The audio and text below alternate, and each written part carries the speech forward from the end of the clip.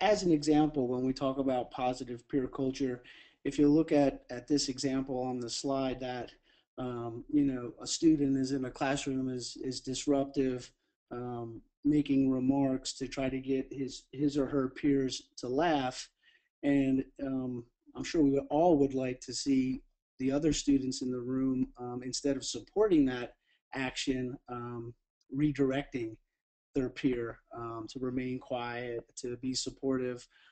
What would ultimately happen, would be that the student that made the remark, looking for some positive support from his peers to continue that behavior, would probably pretty quickly change their behavior. We list slump down in their chair, would be embarrassed.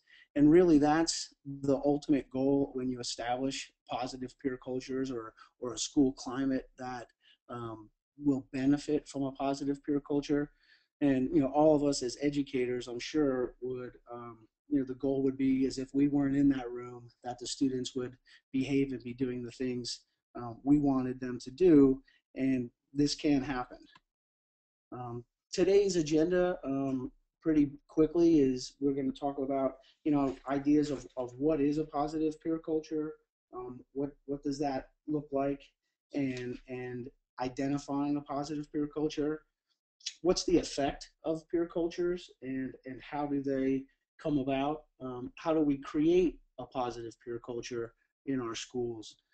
Certainly we're the adults, and we are the ones that want to make sure we are dictating what that culture looks like, how it's developing, and then analyzing it. Next, we'll certainly want to, once it's beginning to get established, decide how do we sustain it, how do we keep it growing, how do we motivate the students within that culture to continue to move forward, around the positive peer culture. After that, I'll show a brief video. It's about 4 minutes in length, that will show a little bit of before a positive peer culture was implemented in one of the programs we work with in Philadelphia, and some of the behaviors and things you'll see that took place after or as the peer culture was implemented and put into place, and then finally a summary.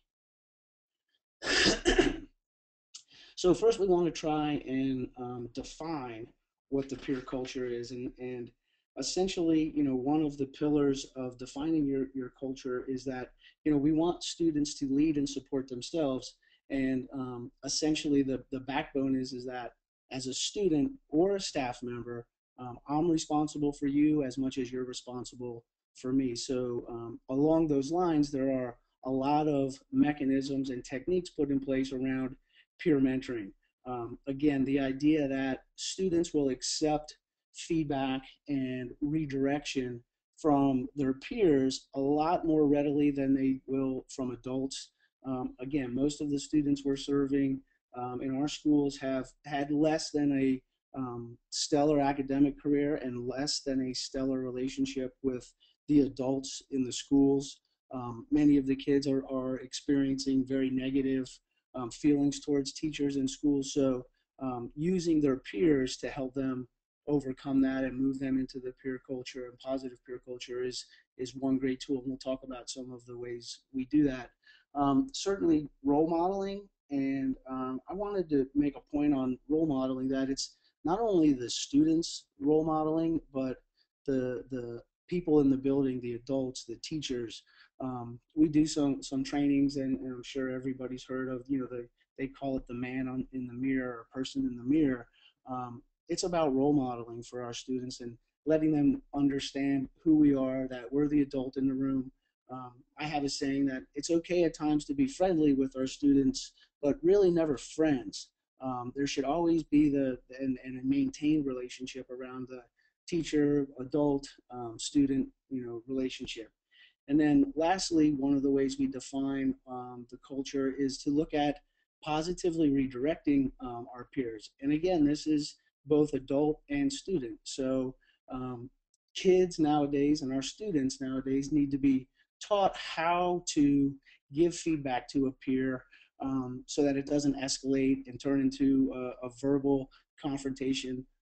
We actually go through a very systematic process where we teach our students how to properly redirect. And essentially, it's how would you want someone to tell you that? Would you want them to yell at you? Would you want them to scream it out? There are ways to get your peers to help and redirect them without it leading to a negative interaction. And students need to be taught how to do that. um, Obviously there are some systems around and the cooperative learning that creates this atmosphere that we define as the positive peer culture. And one of the big ones you'll see first is norms. We use the word norms, and you'll see that in a lot of literature today instead of rules. We have norms because norms are what we call expected behaviors. So, here's an example of a rule. A rule in your area might be the speed limit's 55 miles an hour. The norm, if you got on the freeway, well, I live outside of Philadelphia. If you got on any of the highways in and around Philadelphia and went 55, you'd soon be, pushed to the side of the road. So even though the rule may be 55, the norm or the group behavior is somewhere north of 65 or 70. So that's a very simple way to define a norm, but essentially it's the standard or expected behavior. And the important thing about it is that us as the adults and the leaders of our campus and our schools, we shape our norms. We want to be in control of them. The other way we will define a culture is in the group activities for all students. Later on in the PowerPoint, I'll talk about our assemblies and our guided group interaction, but each school has a unique set of folkways and traditions that all students should participate in. They do already exist. We just want to make sure that we shape them, and the group activities that students are involved in are building and helping us to shape our positive culture. Um, the next is, the adult leadership. I kind of spoke about that, a few seconds ago, but we certainly emphasize a group process with our teams of teachers. There are, collaborative sessions built into our schedule on Wednesdays for teachers within their teams to share information with each other. The idea is that, we want the students to understand that all the teachers are on the same page, that typically we call it students playing staff on staff. I go to one staff member and say, hey, this and this is happening, because I know I'm going to get the response I want as a student, and then I'm pitting Mr. Smith and Miss Jones against each other. So it's very important that our adult leadership and our group process from the administration and the teachers is strong and helps to build that culture, because the kids see it. Um, and then the sense of community. Again, there are, whether we acknowledge them or want to acknowledge them at this point, there are traditions that go on in every school culture. Sometimes it's a rival football team. It's something you put on a play. It's how kids dress. So there are rituals and community within every school. It's us determining whether or not we feel that those are positive and helping us to build our school culture in the way we want it. And certainly those will depend on the age of the student, the type of school, where it's at, the curriculum. But again, around all that, in a positive peer culture is a big sense of community and community belonging.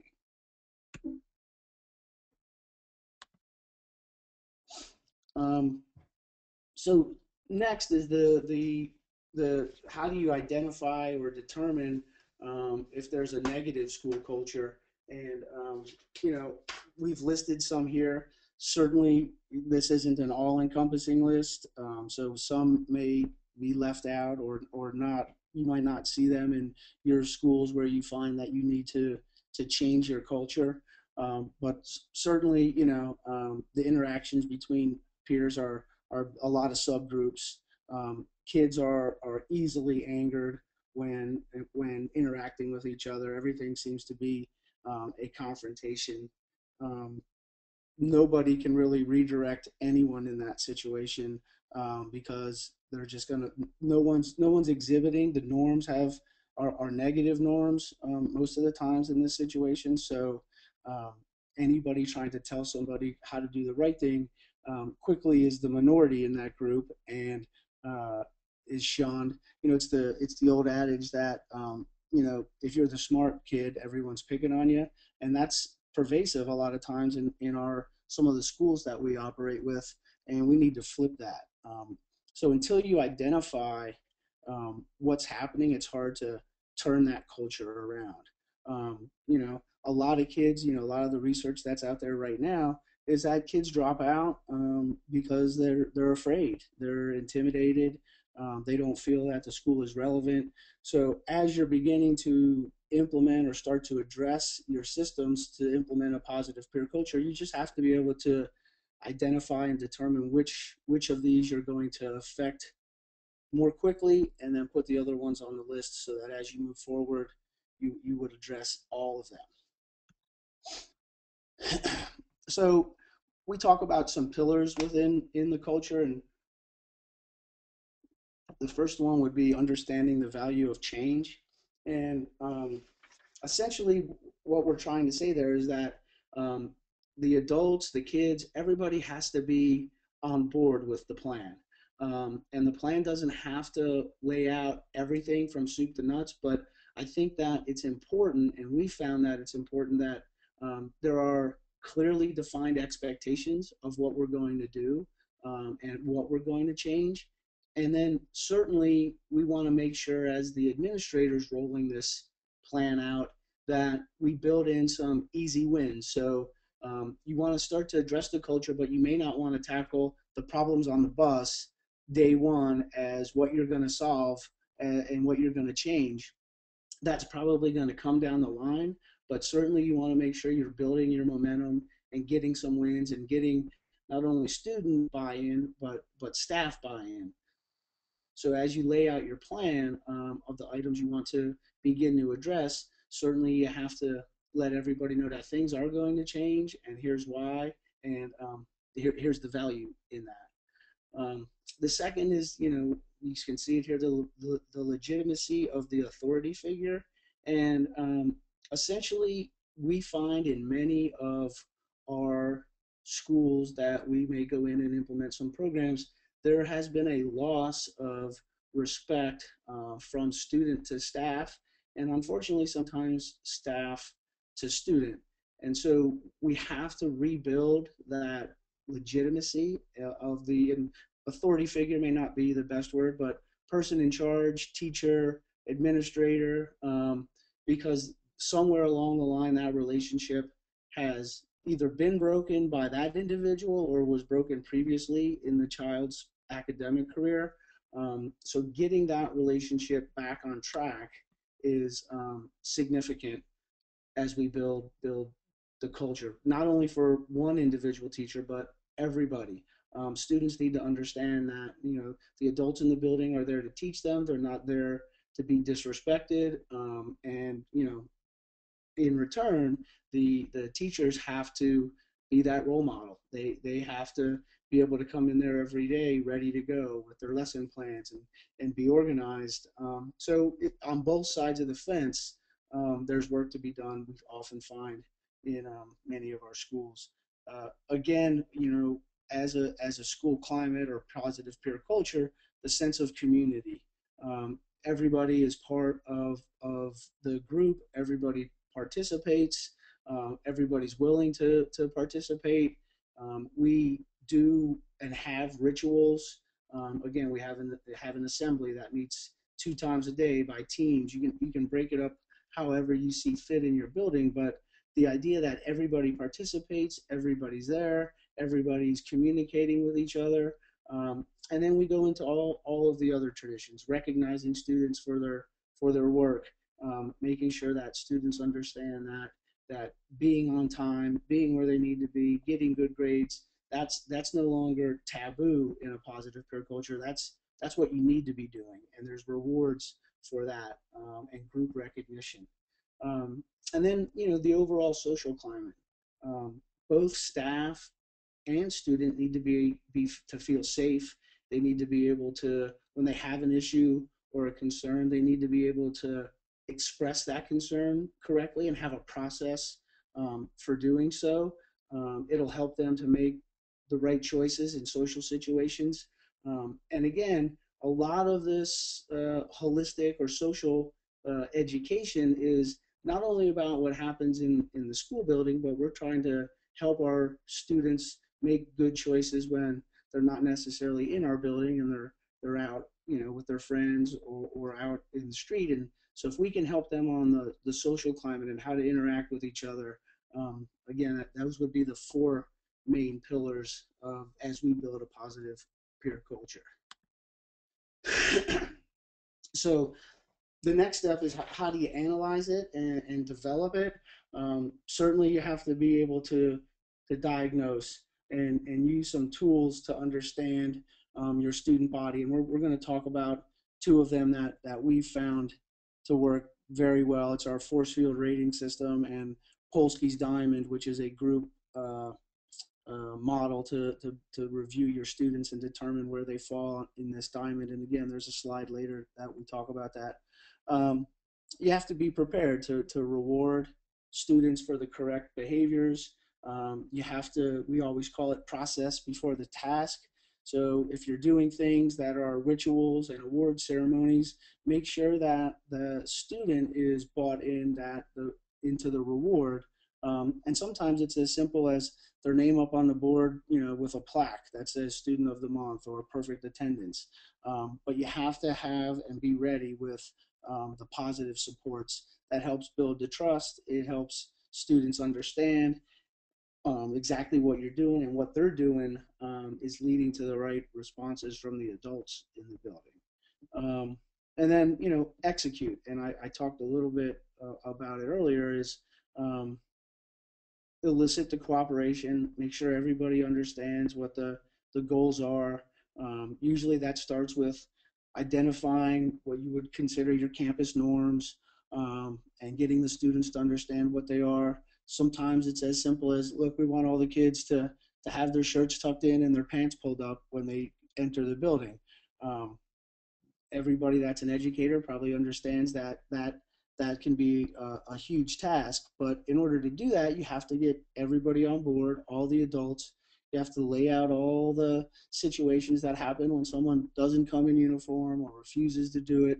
So again, our saying is process before the task. You have to know in your execution exactly what you're going to do to help those students get through that as you execute that step in developing your positive peer culture.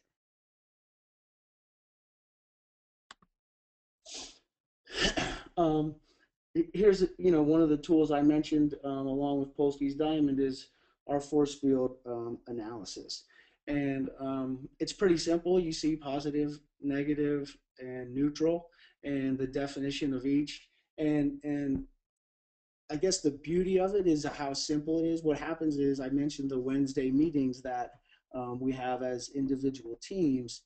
Each staff member rates every kid within their cohort or group, and that group can be up to about 100, 125 students in our particular buildings, but there may be 3 or 4 of those cohorts in one building. And essentially, this force field analysis is posted in that team's hallway for everybody to see. Students are rated in these 3 areas. There are 2 other areas as part of this that will get into our student government members, but essentially teachers are looking at attendance, how they behave in the classroom, how they interact with their peers, do they redirect each other, and do they handle redirection correctly. Those are all taken into consideration. The group meets, and then that student is rated and it's put on the board, and that happens every Wednesday. And believe it or not, on Thursday morning, the first thing our students do is they want to come and see how they were rated on the force field analysis. So it's a big pillar of the program. It's a quick snapshot for an administrator to walk into any unit or any cohort of students and look at the force field rating and get a pretty good gauge on where they see their peer culture at. Obviously, if everybody's has a negative mark or a negative symbol by their name or neutral, it's probably there's some things to be worried about. We need to work on why we don't have more positive members. What's impacting the students that they're not feeling that way. One of the other things that this helps to do with the adults is if every week, I mentioned Miss Jones, is every kid in her class during team meeting is negative, after that happens for a week or two, it's probably more Miss Jones needs some help in classroom management, in techniques, or some support, because she's the one that seems to really be struggling with several members' behaviors when all of the other teachers and administrators in that group are finding those students to be positive. So from a management side, it's a good opportunity to find out which members of your team are struggling or not managing the students as well as you might want them to. The other one I mentioned is Polsky's Diamond, and I know on this slide that it's a little tight in terms of trying to read the actual diamond, but essentially Howard Polsky created this diamond as he looked at different student groups and subcultures. And we use this tool quite regularly in our buildings, and particularly if we're going into a new school. And essentially, what you want to do is identify your leaders and your lieutenants of your school culture, and obviously try to get them to understand the change and what you're trying to accomplish. Again, in a positive peer culture, those leaders are going to influence everybody below them on the diamond. And kids can move between con artist and lieutenant and leader and lieutenant at times. Um, Certainly, the smaller crowd you see in the middle are the scapegoat, dyad, loner. Again, this isn't shared with kids. This is an administrative tool, but certainly we want to understand who all of our students are and where they're at, and then determine how we can influence them. If you drew a line from the top of the diamond straight through the middle all the way down to the bottom, you would essentially have a negative side and a positive side.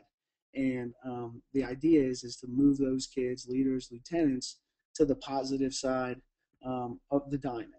And we probably do this again more at the initial onset of a program, and then probably once or twice a month, depending on how often your culture turns over or what your open enrollment looks like. Um, you may want to do it more often. Um, from a administrative standpoint, again, you want to be able to gauge and analyze who your kids are, what they're doing, who's influencing the group, and make sure that they are buying into the culture change and the positive peer culture that you're implementing.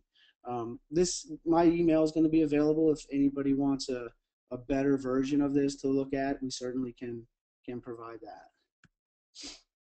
Um, the next piece is the motivation, and everybody understands that kids are motivated two ways, and adults. So they're either the intrinsic motivation, which is from within, accepts challenges. That those are the students that are getting the A or completing the term paper. That works very well. Some are extrinsic, so they need to be recognized in front of a group. They need to feel a sense of accomplishment and a reward that's public. And I know this is very simple, but you just want to make sure that whatever you're using to motivate your students, you've planned, you've looked at, and you're addressing both styles of motivation, because everybody accepts it differently. We use our staff meetings to help do this, to create kind of the top down in the sense of how are we doing not only with our kids, but how are our staff feeling? Are our staff motivated? Are they working the culture? Are they prepared every day, staying after to create their lessons? So we as a management team also want to not always focus our motivation on what we're doing for the kids or how the kids are doing it, but also on our staff members.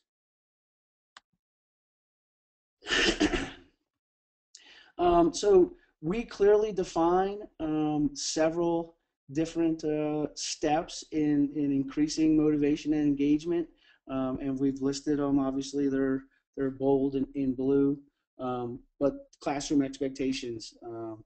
Students understand their behavior. It's consistent.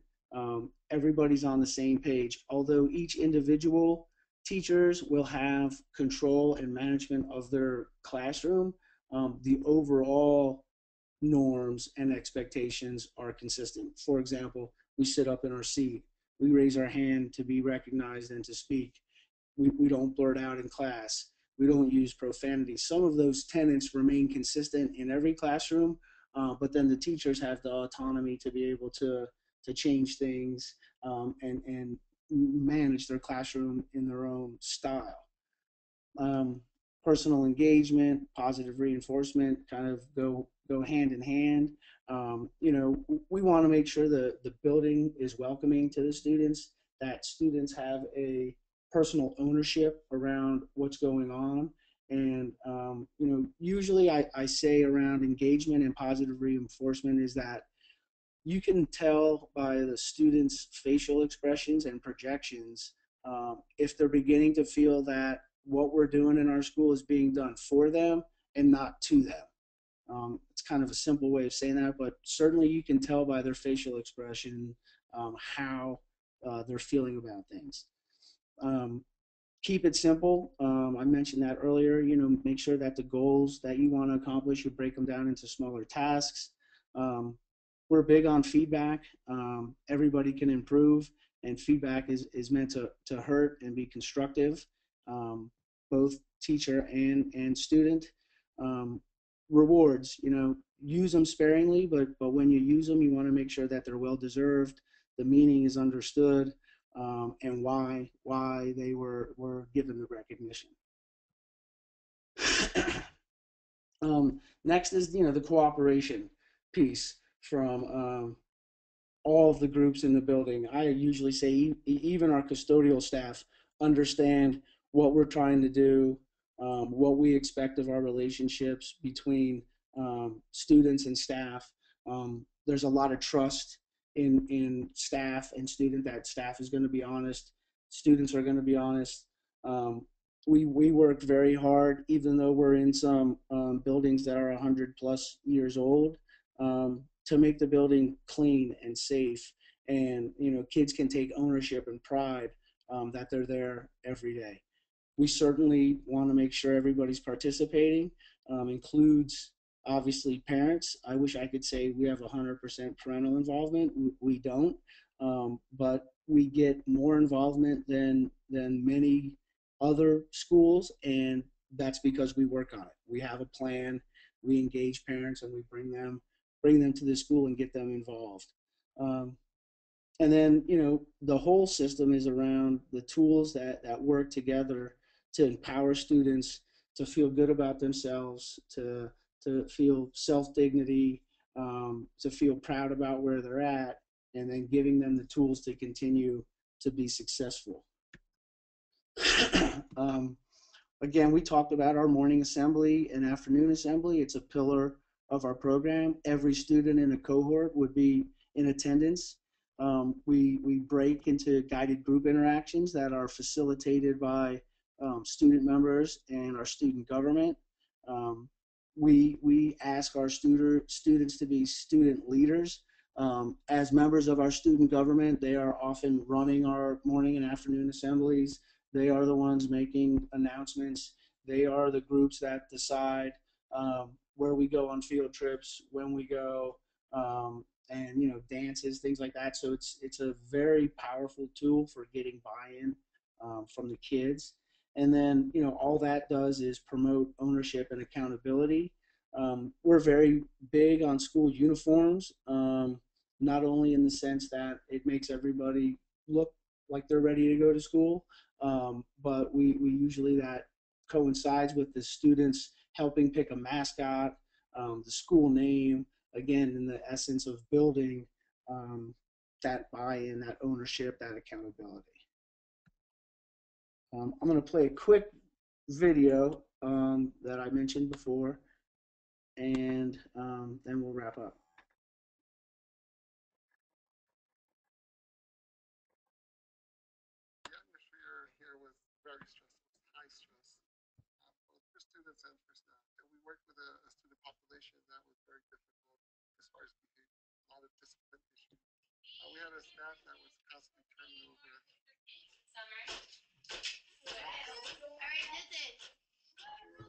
Could do whatever you want, and if you wouldn't get in, like you would get in trouble, but us we didn't care because it'll just be a vacation for us. We would get sent home for a 3 or 4 day suspension. Watch your mouth. How many times I gotta tell you stop cursing?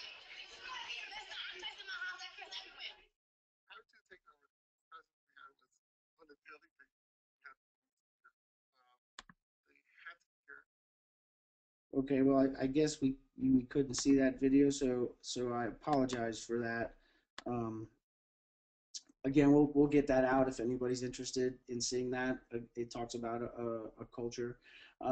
In summary, I mean, I think once our experience has been once you have a positive peer culture in place, and the school culture is moving in the direction you want, you certainly see the benefits of increased student performance, which is what we're all hoping for and wanting for our children is to achieve more academically.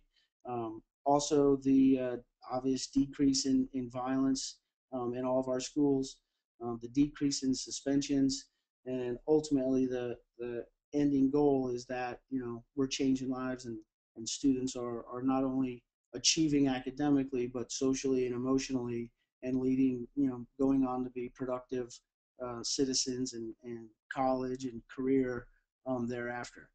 Um, thank you everybody for attending. My time's just about up.